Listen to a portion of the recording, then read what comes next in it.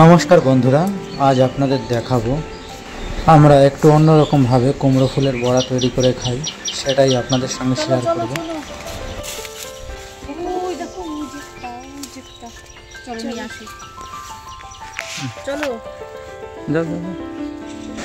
আমাদের বাড়িতেই কুমড়ো গাছ আছে, সেখান থেকে ফুল সংগ্রহ করা হচ্ছে।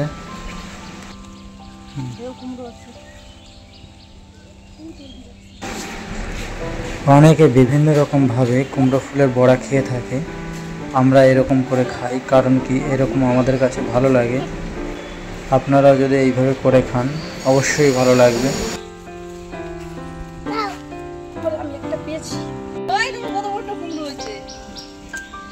বন্ধুরা, এই কুমড়ো গাছে শুধু কুমড়ো ফুলই নয়, অনেক কুমড়োও ধরেছে।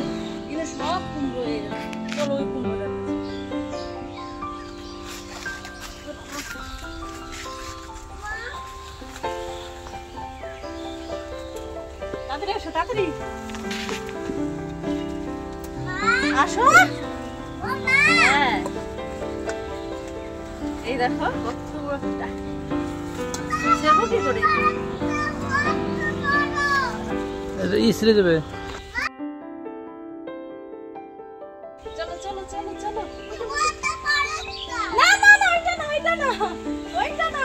বন্ধুরা, একটা মজার বিষয় হলো এই কুমড়ো গাছে না সার দিয়েছি না কোনো কীটনাশক ইউজ করা হয়েছে, তবুও সুন্দর ফুল ফল সব দিয়েছে, আর খেতেও খুব সুস্বাদু। এই তো কত ছোট ছোট কুমড়ো হয়েছে।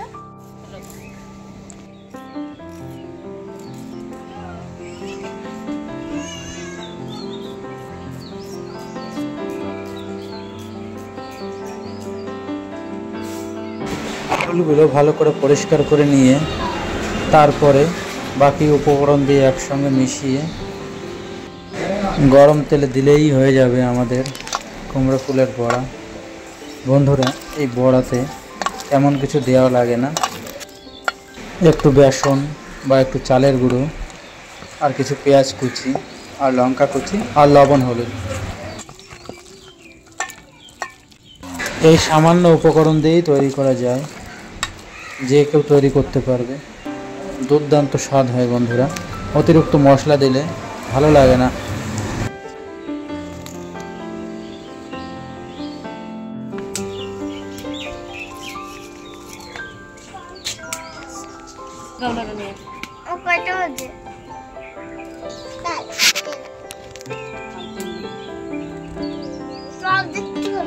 সব দিচ্ছে না তো।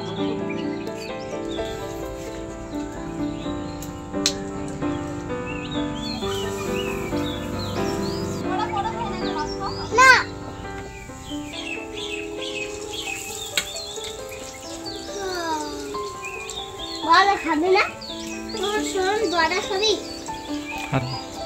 আমার টেস্ট লাগে। বাচ্চা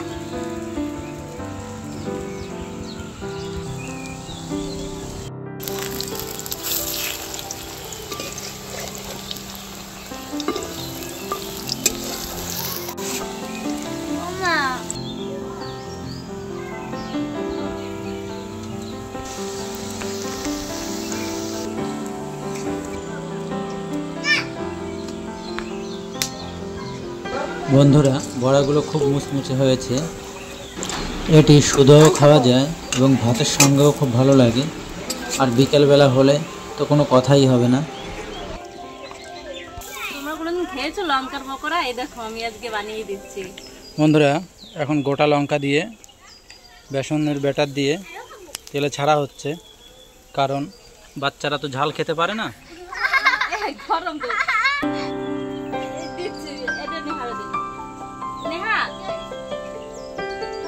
এই যে তোমার গরম।